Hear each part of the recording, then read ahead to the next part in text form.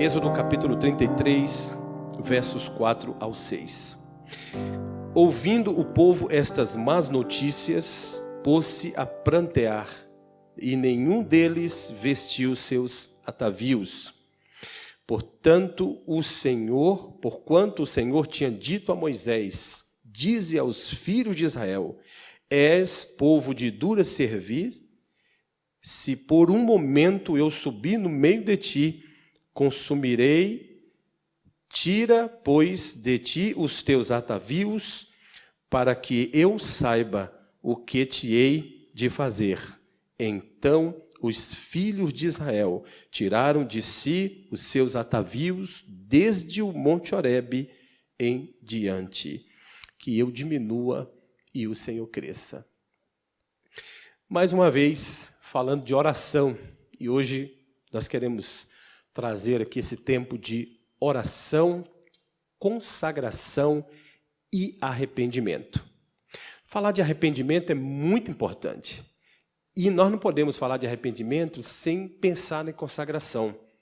E não podemos falar em consagração se não pensarmos em oração. O livro do Êxodo como uma grande mensagem. Quando a gente lê o livro do Êxodo, a gente conta verdades absolutas, imutáveis. Eu quero te convidar para esse tempo que nós vamos ler a palavra de Deus, estudar a palavra de Deus e ouvir a mensagem preciosa da palavra de Deus. Veja, o livro do Êxodo é um livro fantástico e eu quero desafiar os irmãos para ler este livro. Ler, estudar mesmo em casa. Pastor, já estou lendo a Bíblia. Sim, leia a Bíblia, mas leia o livro do Êxodo também. Leia todo o resto da Bíblia, mas faça o livro do Êxodo. Eu gosto de ler o livro do Êxodo e faço isso como uma devocional. Eu leio o livro para mim mesmo, vou lendo e vou anotando grandes verdades que esse livro tem. Portanto, quero te convidar para esse tempo de reflexão. E aí, para nós falarmos desses 3 versículos, eu preciso levar os irmãos a uma outra parte do Êxodo, que é só você voltar a página aí para Êxodo 32. Nós vamos ver alguns detalhes para entender o que é isso lá em Êxodo 33, do 4 ao 5. Os versículos de número 1 e 2, vamos ler só o versículo 1 de Êxodo 33, diz o seguinte: mas vendo o povo que Moisés tardava em descer do monte, acercou-se de Arão e lhe disse: levanta-te, faze-nos deuses que vão adiante de nós, pois quanto a este Moisés, o homem que nos tirou do Egito, não sabemos o que lhe terá sucedido. E o texto mostra que eles fizeram essa pressão com Arão. E lá nos versos 5 e 6 de Êxodo 32, vamos ler aqui, Arão, vendo isto, edificou um altar diante dele, e apregoando, disse: amanhã será festa ao Senhor. Verso 6, no dia seguinte madrugaram, a minha tradução diz madrugaram, e ofereceram holocaustos e trouxeram ofertas pacíficas, e o povo assentou-se para comer e beber, e levantou-se para divertir-se. Se nós lermos nos versos 2 ao 4, a gente não vai ler, está aí, você vai acompanhando à medida que nós estamos falando, você vai encontrar no verso 2 que Arão pede ao povo para tirar os brincos, as argolas, os utensílios, as joias de ouro, prata, e derreteu para fazer, portanto, este bezerro de ouro. A história é mais ou menos a seguinte. Nós lemos no dia 3 de maio, quando eu comecei a falar sobre esse tema de oração aqui, no dia 3 de maio, Deus mostrou para nós que Moisés havia feito por ordem de Deus o altar do incenso e apresentava diante de Deus as orações como cheiro suave.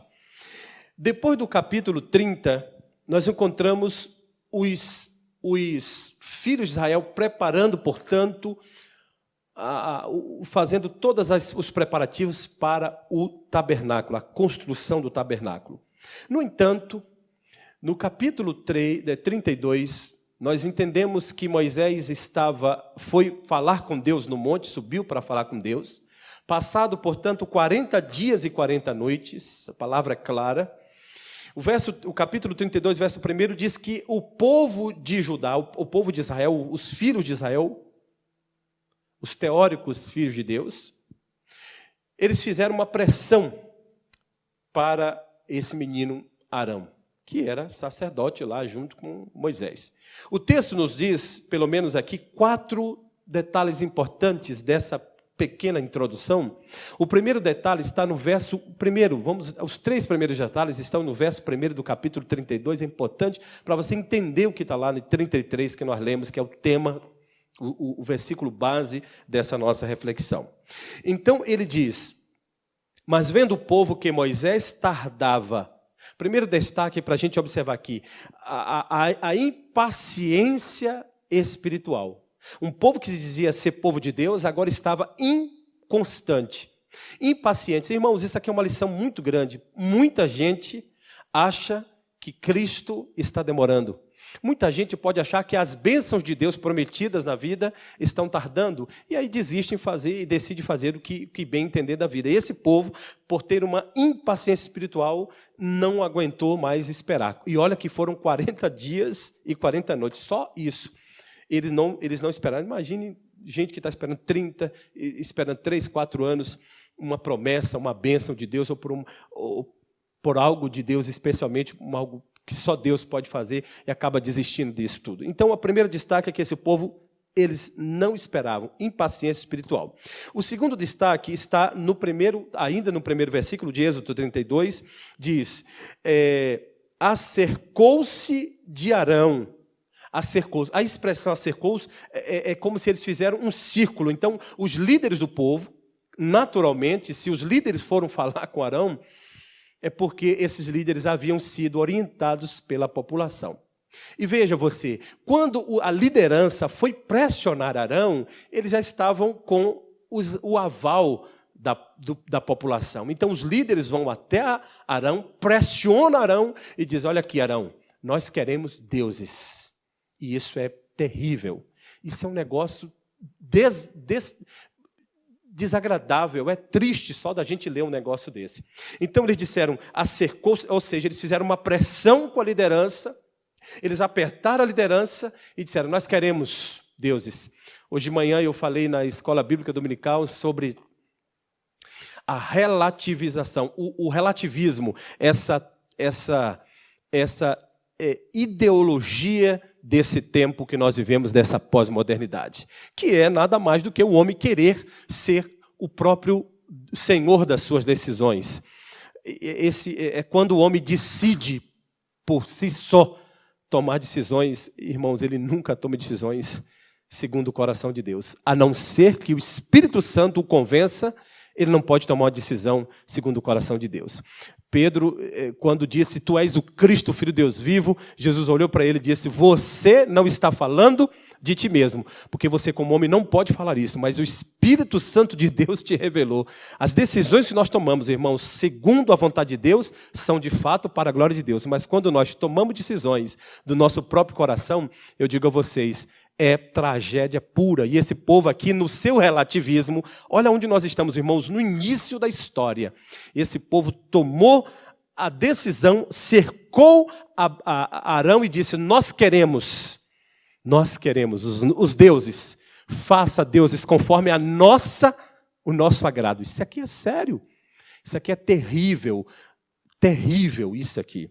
E aí eles disseram: nós queremos deuses que vão adiante de nós. Olha, deuses no plural, que vão adiante de nós. E aí essa pressão com a liderança é tão óbvia que eles, além de cercarem Arão, o texto diz que eles fizeram algo terrível. Eles chamam Moisés de este Moisés. Esse sujeito, em tese, era assim, esse tal enviado de Deus para cá, que a gente nem conhece direito, este Moisés. Que falta de respeito à liderança que estavam sobre eles.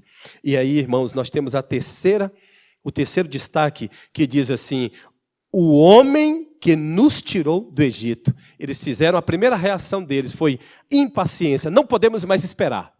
Estou agoniado, quero resolver ao meu bel prazer. Isso é perigoso.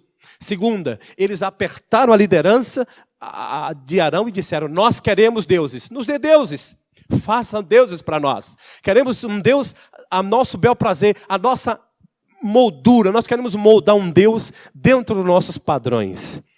E aí o texto diz que eles fizeram a terceira e terrível decisão, que diz: este Moisés que nos tirou do Egito. E que aqui nós temos a fé falsa, a fé fingida. Eles não tinham absorvido ainda a ideia de que quem os tirou do Egito não foram Moisés, mas foram o próprio Deus. E aí eu quero ler com você Êxodo capítulo 20, verso número 2. Abra sua Bíblia aí, Êxodo 20, verso de número 2. Depois nós vamos ler Êxodo 29, o verso 46. Mas vamos agora para Êxodo 20, verso de número 2. Quem foi que tirou esse povo de lá do Egito? O texto diz assim, meus irmãos, Êxodo capítulo 20, verso de número 2. Eu sou o Senhor teu Deus, que te tirei da terra do Egito e da casa da servidão. Quem tirou não foram Moisés, foram o Senhor. Mas veja, o povo está tão envolvido, tão entristecido, tão impaciente, sem esperar Moisés chegar, sem esperar a resposta de Deus, que eles dizem: nós queremos que você nos dê deuses. E ainda disse: deste Moisés que nos tirou do Egito. É terrível quando alguém perde a capacidade de entender que as coisas na vida dele, que as liberdades, que as promessas, que as bênçãos na vida dele não foram do Senhor, mas foram de homens. Isso é terrível. Quando nós entendemos que tudo que temos é conquista pessoal nossa, nós entramos num grave erro. Erro não só teológico, mas erro de adoração. Nós não entregamos a Deus o que de fato é direito dele. E aí esse povo fez o que fez. Olha, este que nos tirou. A outra prova de que fora Deus que tirou o povo está em Êxodo 29, o versículo 46. Quero ler com você, aí bem próximo, Êxodo 29, versículo de número 46. Diz o seguinte: e saberão que eu sou o Senhor, seu Deus, que os tirou da terra do Egito para habitar no meio deles.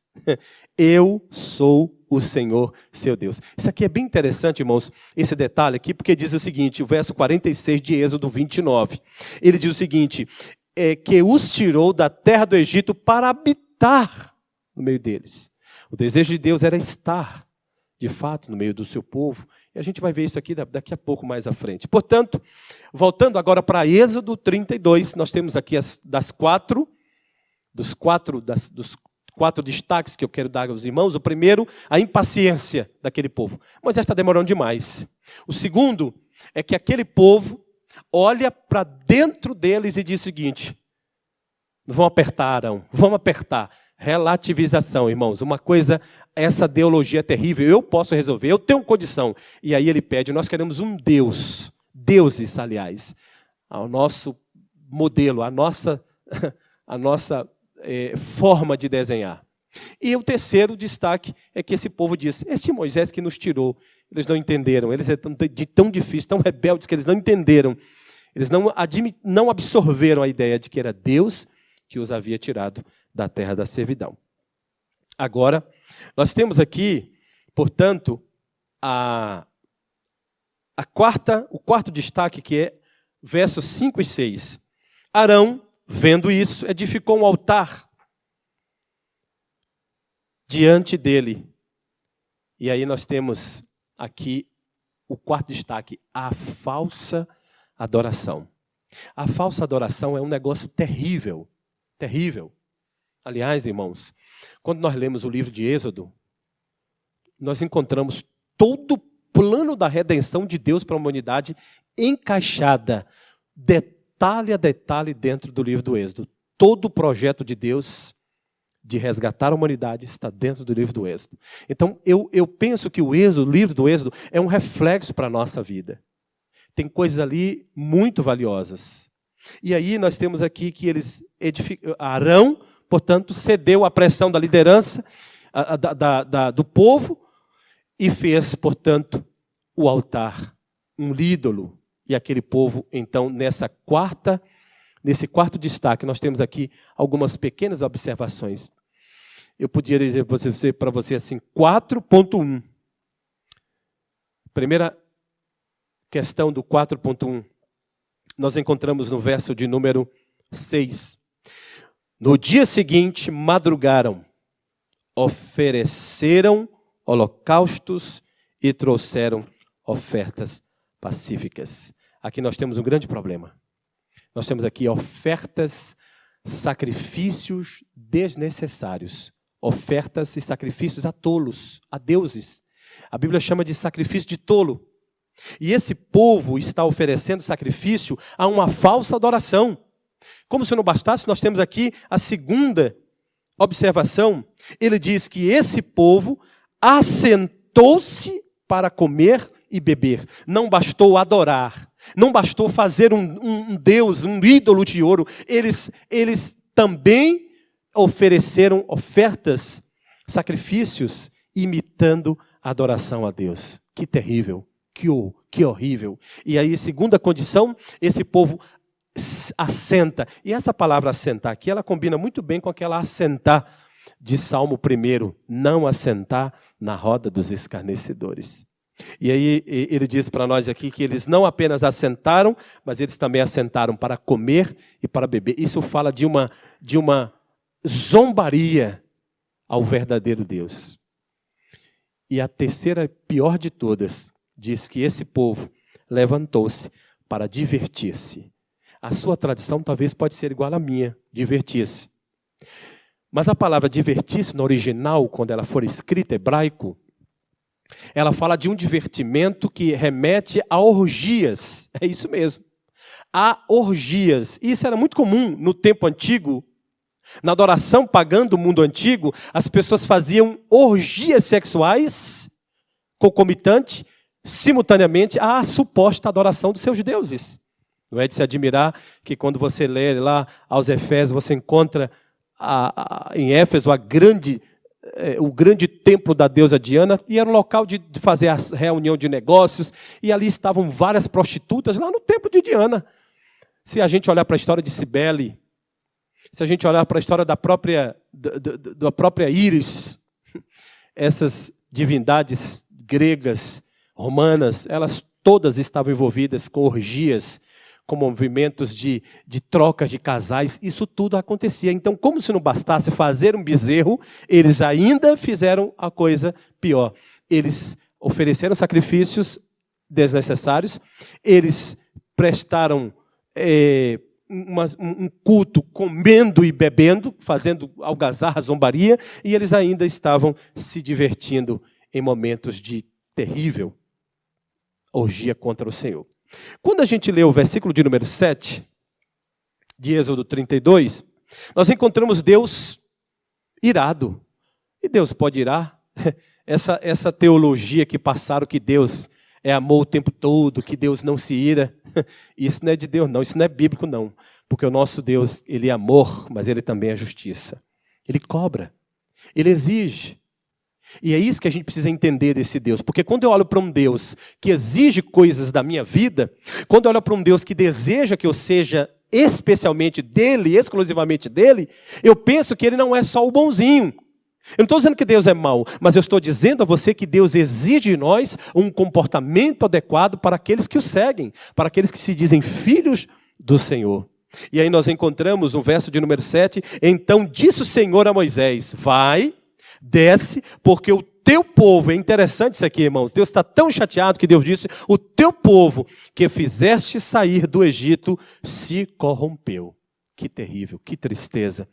E aí Deus disse, olha, eu vou destruir esse povo, eu estou muito chateado com esse povo. E aí o texto no verso de número 10 diz que agora, pois, Verso 10, eu acho isso aqui fantástico. São detalhes que a gente vai encontrando, que a gente às vezes não percebe. Eu quero que você preste atenção nesse detalhe, porque isso aqui é muito importante para o discorrer de toda a reflexão. O verso 10 talvez seja a chave. Ele diz, agora, pois, deixa-me, para que se acenda contra eles o meu furor, e eu os consuma, e de ti farei uma grande nação. Sabe o que isso está dizendo aqui, irmãos? Deus, preste atenção, Deus está dizendo para Moisés, deixa-me. Que coisa interessante. Quando você vai estudar esse capítulo, esse versículo 10, você fica impressionado. Deus dizendo, deixa-me. Ou seja, Moisés, não peça por esse povo. Não ore por esse povo, Moisés. Permita-me que eu faça o que eu quero fazer. Isso aqui é forte, irmão. Isso aqui é fantástico. Fantástico. Deus está dizendo a Moisés, deixa-me, permita-me, Moisés, fazer. Não leve para o lado de que Moisés está controlando Deus, não. O que está em questão aqui é que o poder da oração é tão valioso, irmãos. É tão extraordinário que Deus olha para um homem, para um servo dele e diz, as tuas orações estão impedindo que eu haja com furor, que a minha ira se acenda contra esse povo. Irmãos, eu fico pensando que quando Moisés levanta desse encontro lá no monte, ele desce, porque nos versos 11, diz que Moisés suplica ao Senhor, em oração Moisés disse, gente, por que se acende, Senhor, a tua ira contra o teu povo, no verso 11?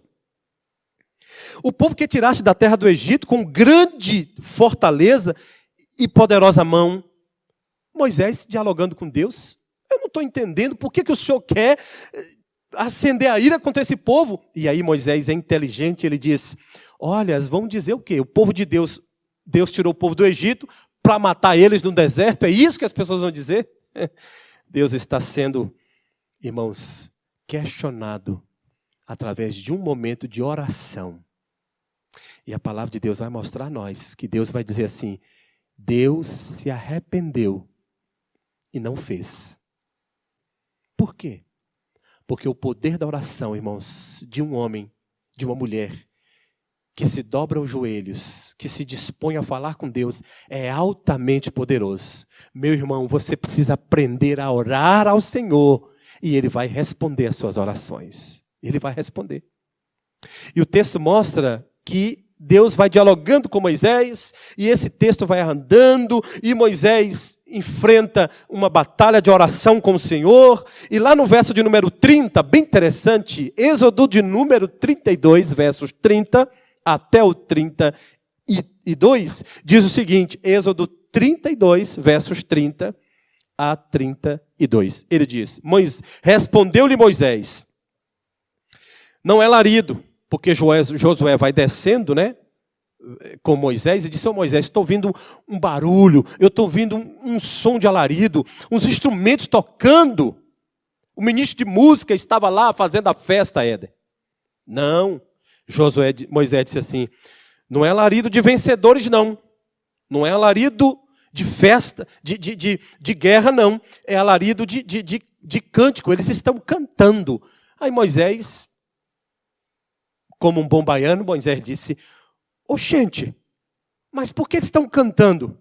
E aí o texto disse que, no verso 31, Êxodo 32, verso 31, olha que coisa linda. Tornou Moisés ao Senhor e disse, ou seja, ele ora de novo. Esse homem não para de orar, gente. Isso aqui me impressiona, me cativa, queridos irmãos. E Moisés tornou e disse ao Senhor, ora, o teu povo cometeu grande pecado, eu sei. Que coisa, irmãos. Algumas, e eu acredito nisso, que Moisés aqui, ele aparece, ele assume um tipo de Cristo. Nós entendemos isso na teologia muito bem, sem crise. É um tipo de Cristo, é um modelo do Senhor.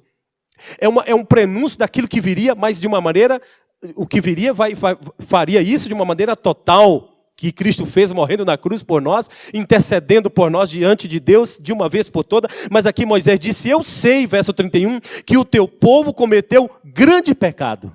Que coisa preciosa, irmãos, grande pecado. Você cometeu grande pecado? Eu cometi. Você cometeu grande pecado? Pois esteja certo, esteja convicto de que a palavra de Deus diz: o povo cometeu um grande pecado, fazendo para si deuses de ouro. Olha o verso 32. Agora, pois, glória a Deus por isso, perdoa-lhe o pecado. Ou se não, risca-me, peço-te, do livro que escreveste. Irmãos, que autoridade, que homem de Deus. Isso me impressiona.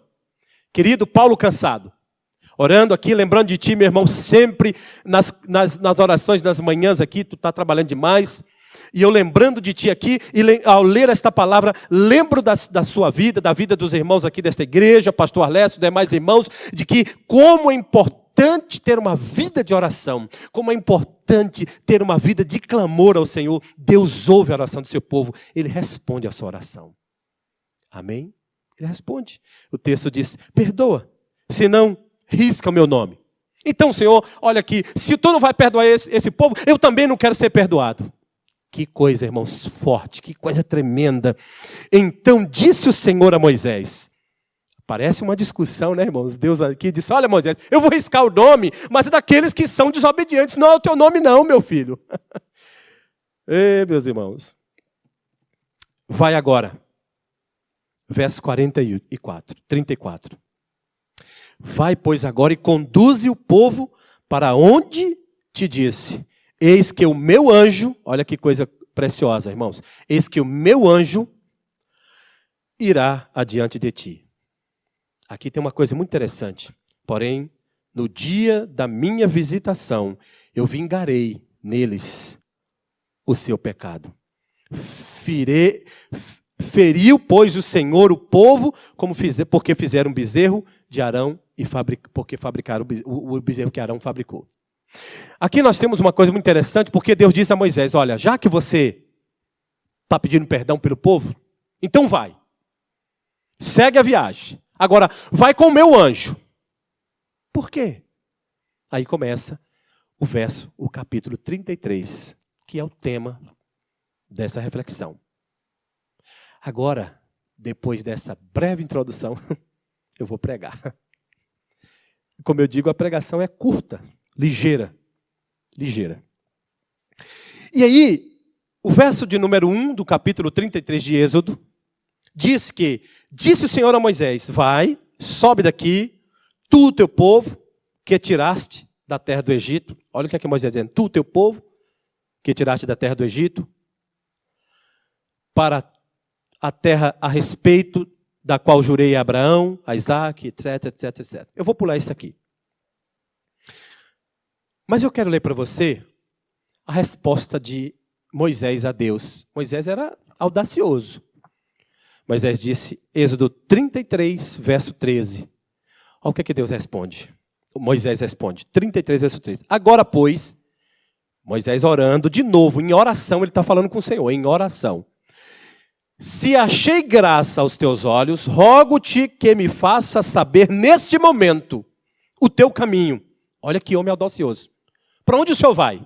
Porque o Senhor disse que não vai com a gente. Mandou um anjo vir com a gente. Beleza. Mas o Senhor vai para onde? Me faça saber para onde o Senhor vai. Olha que homem. Para que eu te conheça. Porque eu quero ver o Senhor. E ache graça aos teus olhos. Olha o que Moisés responde. E considera que esta nação é teu povo. O Senhor disse lá em Êxodo 32, no verso de número 7, que esse povo é meu povo. Mas eu digo ao Senhor, esse é o teu povo. É o teu povo. Que resposta. Nesse enredo, o povo fica sabendo dessa situação. E aí, onde nós lemos, Êxodo 33, versos 4, 5 e 6. Olha o que diz o verso 4 de Êxodo 33. Ouvindo o povo estas más notícias, quais eram as más notícias? Deus havia dito, eu não vou subir no meio desse povo mais. Mas por que subir? Por que Deus não subia mais no meio daquele povo? Espere. E aí, o povo ficou triste, começou a chorar e começou a desfazer dos seus atavios, das suas joias, dos seus enfeites. Preste atenção, meus irmãos. O verso 5 de Êxodo 33 diz o seguinte: porque o Senhor tinha dito a Moisés, eu não vou com esse povo. Agora, preste atenção nos versos 7 em diante de Êxodo 33. Eu não vou ler para ganhar tempo. Diz que Moisés costumava armar uma tenda, olha aqui, longe do arraial. Essa tenda não pode ser confundida com o tabernáculo. Não era o tabernáculo ainda, o tabernáculo estava por ser construído. Então, Moisés pegava uma tenda, levantou uma tenda fora do arraial, para que aquela tenda fosse chamada tenda do encontro, ou chamada de tenda da congregação. Lá naquela tenda, ele ia costumeiramente à tenda para orar ao Senhor, para falar com Deus. E quando Moisés fez isso, ele disse, olha, essa tenda é para eu orar, mas qualquer pessoa pode orar. Quem desejar falar com Deus pode vir aqui diariamente orar com o Senhor. Ele reservou um canto de oração. E ele reservou uma ideia de trazer ao povo a expectativa de falar com Deus, de criar um canto para falar com o Senhor.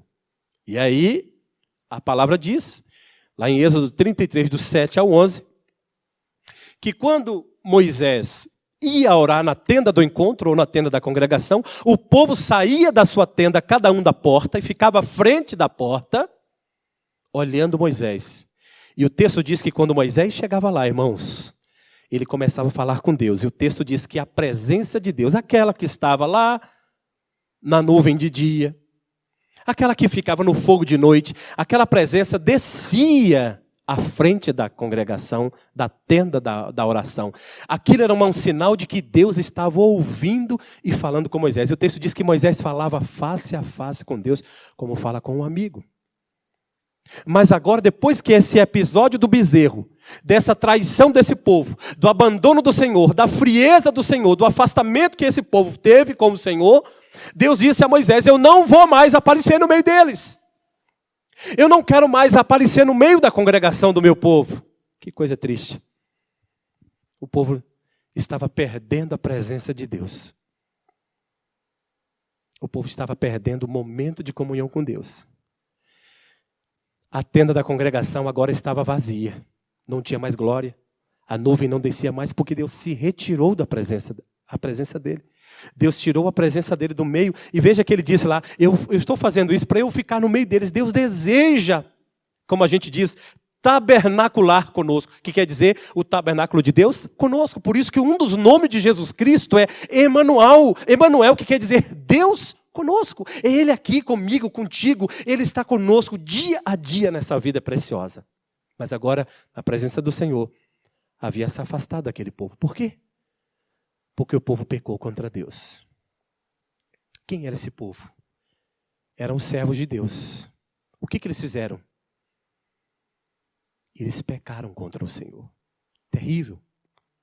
E o texto disse que, ouvindo eles essas más notícias, eles fizeram duas coisas.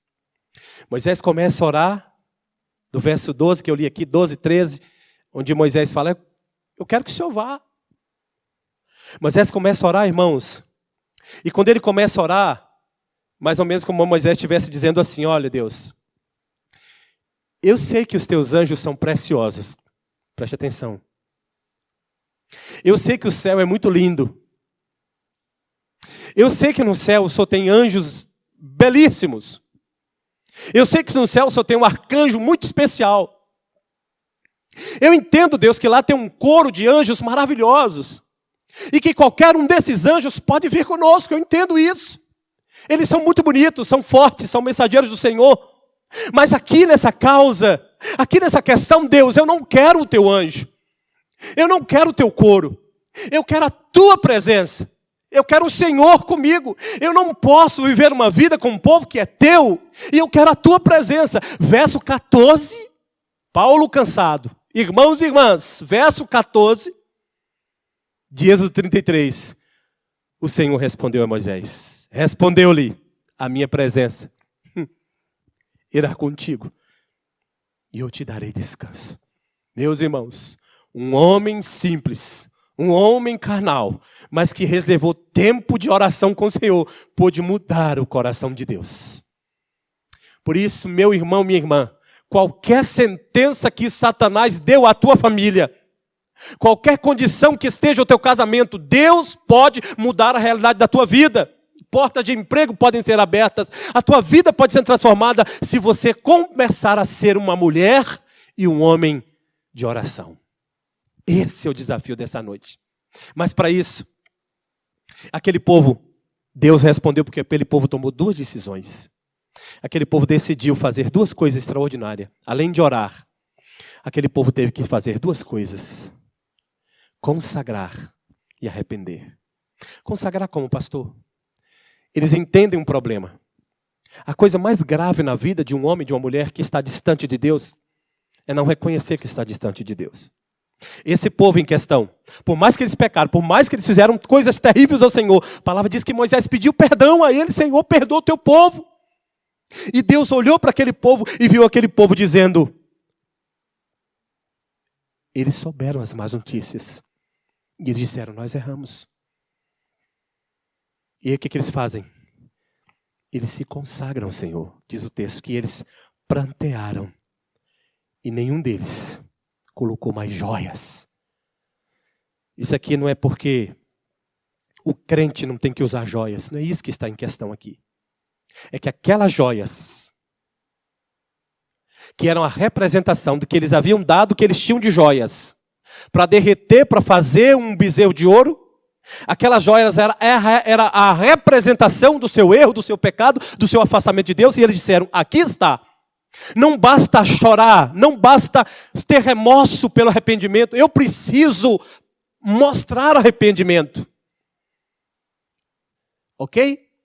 2 Coríntios, capítulo 7, versos 8 a 11. Eu não vou ler esse tudo não, por causa do tempo, mas você pode ler comigo aí uns trechinhos. 2 Coríntios, capítulo 7, versículos 8 a 11. Deixa eu ler para você rapidinho aqui. O que diz 2 Coríntios? Diz assim: portanto, Paulo, portanto, ainda que vos tenha contristado com a carta, não me arrependo, embora já me tenha arrependido. Porque ele diz: veja que aquela carta que aquela carta vos contristou por breve tempo. Ele fala de uma repreensão que Deus que usou Paulo para dar à igreja de Corinto. Veja o verso 9. Agora eu me alegro. Paulo dizendo: por que ele se alegra? Me alegro não porque fostes contristados, mas porque fostes contristados para o arrependimento. Que coisa preciosa. Olha aqui. Pois fostes contristados segundo Deus, e para que de nossa parte nenhum dano sofresses. Veja o verso 10. Porque a tristeza segundo Deus, a tristeza produz arrependimento para a salvação, que ninguém traz pesar. Mas a tristeza do mundo produz morte. Eu não tenho mais clareza do que isso aqui não. Arrependimento. Paulo disse: você está triste? Contristado? Mas porque o seu arrependimento deixou as coisas lá de fora. O que aquele povo de Êxodo 33, verso 5 fez? Eles choraram, verso 4. Eles prantearam. E não bastou prantear. Eles tiraram aquilo que era o objeto de adoração a outros deuses. Aquilo ali é um ato de mostrar que eles de fato não queriam mais praticar o mesmo erro. E o texto diz no verso 5 e 6, daquele dia, do Monte Horebe em diante, o povo nunca mais usou joias de ouro. Repito, essas joias não é para a gente deixar de usá-la hoje, não. Porque talvez você pode tirar as joias, mas o arrependimento que você precisa ter está no teu coração, filho. E Deus quer que você tire aquilo que está no teu coração, não é no teu corpo físico agora. Nós estamos no tempo da graça. Então, só para colocar pingo no i, Marcos capítulo 1, versos 14 e 15. Essa palavra de Jesus para mim é tudo de bom. Palavra de Jesus sobre arrependimento. O que eu estou falando para os irmãos? Oração, consagração e arrependimento. Marcos capítulo 1, versículos 14 e 15, Jesus disse o seguinte: depois de João ter sido preso, foi Jesus para a Galileia. O que ele foi fazer na Galileia? Pregando. Pregando. Ele já tinha orado e ele foi pregando. O que ele foi pregar? O Evangelho de Deus. Qual o tema da pregação do Evangelho de Deus? Ele diz: o tempo está cumprido. O reino de Deus já está próximo. Tema: arrependei-vos e crede no Evangelho. Para crer, tem que se arrepender. E aí eu encerro as palavras com o texto de Jesus, muito interessante, que fala sobre madrugar. Se você ler direitinho, e eu quero te chamar lá, para Êxodo 33, verso de número... Êxodo 32, verso de número... Só para você ter ideia do que Deus está falando. 32, 6. No dia seguinte, madrugaram. Abra sua Bíblia em Salmo 63, verso 1. Abra sua Bíblia, Salmo 63, verso 1. Isso aqui é importante, irmãos. Muito importante. Salmo 63, verso de número 1. Olha o que o povo diz. O que Deus, o que o salmista fala aqui. 63, verso 1.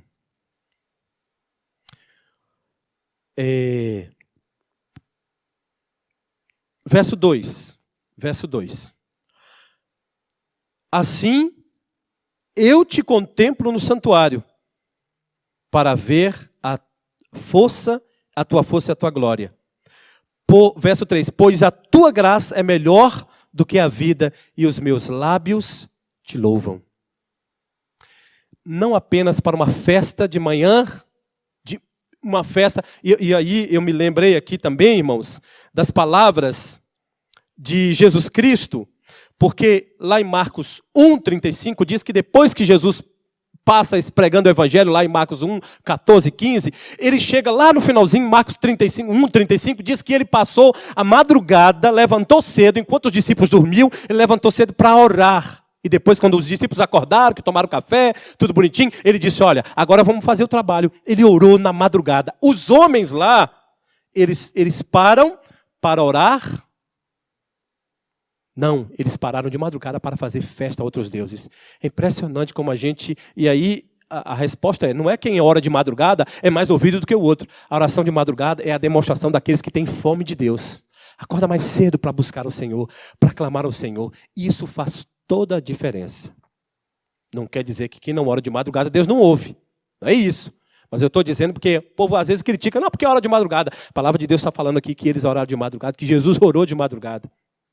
E aí, meus irmãos, concluindo, a conclusão conclusiva, nós temos aqui o povo dizendo: olha, eu não vou mais fazer os meus brincos, meus pertences não servirão mais a outros deuses. Agora eu quero te falar uma coisa, Senhor. Olha que coisa linda esse povo faz. Preste atenção. 33. Êxodo 33, verso 1. Parece que a gente está voltando, né? Mas é onde eu quero chamar a sua atenção. Verso 1. Disse o Senhor a Moisés: vai, sobe daqui, tu e o povo que tiraste da terra do Egito. Eu quero falar das qualidades, das bênçãos que esse povo tinha. Preste atenção. Primeira qualidade, primeira bênção que Deus deu a esse povo. Eles foram tirados da terra do Egito, tirados da escravidão. Bênção, ok. Número 1. Número 2. Para a terra a respeito da qual jurei. Número 2. Promessa. Deus fez uma promessa com aquele povo. Primeiro, tirou do Egito. Segundo, Deus fez uma promessa. Verso de número 1.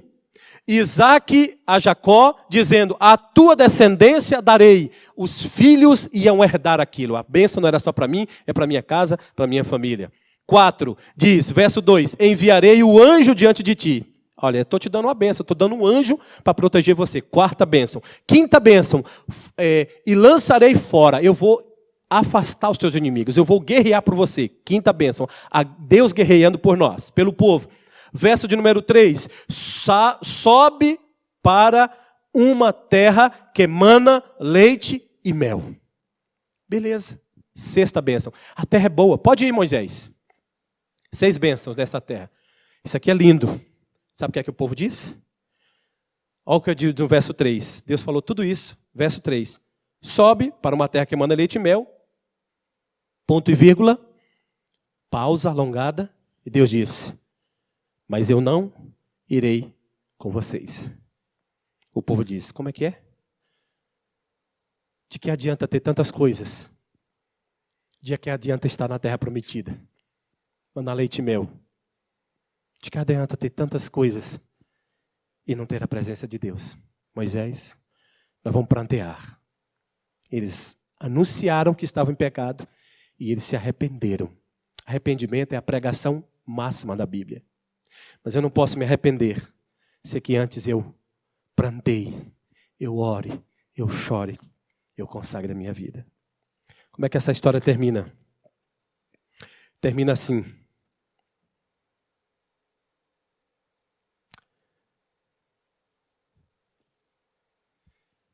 Eu posso ter tudo que eu tiver na minha vida. Bens materiais. Eu posso ter dinheiro. Posso ter casa. Posso ter dinheiro. Eu posso ter tudo. Mas se eu não tiver Deus, eu não passo de uma folha seca. Hoje eu quero orar com você sobre arrependimento. Nenhuma vida pode experimentar arrependimento se não reconhecer que está errado. Às vezes, é muito cômodo a gente dizer: poxa, eu tenho 6 bênçãos, eu tenho uma terra prometida, eu tenho a promessa de Deus, eu tenho os meus pais, os meus filhos, eu tenho um Deus que guerreia por mim, beleza, só não tenho a presença dele, mas vai que daí a gente dá um jeito. Mas aquele povo disse: não, eu não vou. A gente não arreda o pé daqui. A gente não sai daqui. Se o Senhor não for conosco, a gente não sai daqui. O que mudou? Qual foi o desfecho da história? Deus. Só mudou a sua decisão porque um homem clamou a Deus e disse: é o teu povo. Agora o Senhor vai deixar a gente aqui? O Senhor nos trouxe de tantos, vai deixar a gente aqui? Não, nós não queremos nada dessas coisas, mas queremos o Senhor. E sabe o que aconteceu? Se você ler lá Êxodo 33, você vai ver. Deus faz uma aliança com o povo.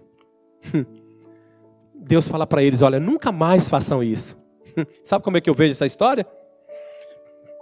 Eu vejo uma traição no casamento. Eu vejo os dois lados feridos e machucados. O povo chorando de um lado e Deus que foi traído do outro.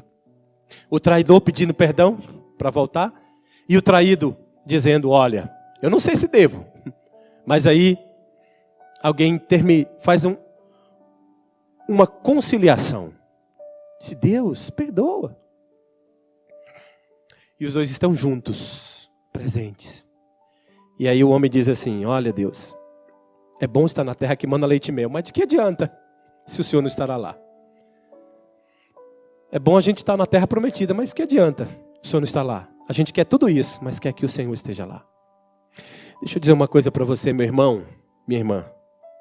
Muito mais do que ter as tuas posses, o teu dinheiro, o teu intelecto, você precisa da presença de Deus. E deixa eu te perguntar mais uma vez: o que foi que aconteceu que a presença de Deus não está mais subindo no meio da tua família? O que aconteceu com você, casal, que a alegria de Deus já não mais faz parte da sua vida? O que aconteceu na sua vida que você já não ora mais como fazia antes? É é provável que durante esse tempo, você, eu, nós tenhamos construído deuses.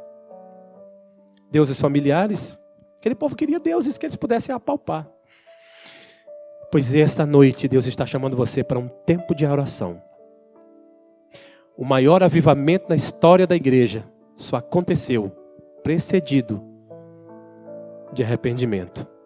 Se arrependa hoje. Arrependa a tua vida. Sai dessa coisa de ficar com raiva de Deus, do mundo. Saia disso. Venha para os pés do Salvador. Busque o Senhor. Feche os seus olhos. Curve tua cabeça. E ore comigo. Aí onde você estiver, quando eu estiver orando, ore também. Feche os teus olhos. Curve tua cabeça. Pai, como igreja do Senhor, muitas vezes nós temos sido como esse povo de Êxodo 32. Às vezes nós construímos os nossos deuses. Às vezes, Senhor, durante o tempo, a nossa faculdade, o nosso intelecto, os nossos recursos, nosso salário, nosso dinheiro, as nossas posses, a nossa casa, o nosso carro, até a família, esposa, filhos, nós nos tornamos idólatras de pequenos deuses em nossa casa, em nossa família. Hoje, nós estamos aqui diante do Senhor. Estamos dizendo como aquele povo, de que adianta ter tantas coisas se o Senhor não está lá? De que adianta ter uma casa tão bela para morar e o Senhor não está nessa casa? De que adianta andar com um carro tão bonito se o Senhor não tem lugar nele? Nós queremos essas coisas, Senhor, mas nenhuma delas nos servirão. Nenhuma delas nos servirá se o Senhor não estiver conosco. Por isso, nós oramos assim. Nós pecamos. Nós traímos o Senhor. Nós construímos deuses após na nossa casa. A gente tem perdido tanto tempo com deuses das nossas vidas, Senhor. E hoje nós estamos aqui, exatamente aqui, dizendo ao Senhor, nós queremos voltar. Nós nos arrependemos. Nós queremos ter o Senhor na nossa casa, na nossa família, no nosso talento. De que vale o meu talento se o Senhor não está na minha vida? De que vale uma cidade se o Senhor não é o Deus dela? Pai, nós queremos que o Senhor seja o Deus da nossa casa, o Deus da nossa igreja, o Deus da nossa cidade, o Deus do nosso Brasil. Deus, nós queremos pedir perdão ao Senhor por tantos deuses que nós criamos. E hoje nós lançamos fora um a um. E assumimos um compromisso diante do Senhor. Nada vai fazer sentido se o Senhor não tiver. Por isso, nós nos rendemos a Ti. Por isso, nós nos dobramos ao Senhor. Admitimos que erramos, que falhamos, mas pedimos perdão. Assim como Moisés.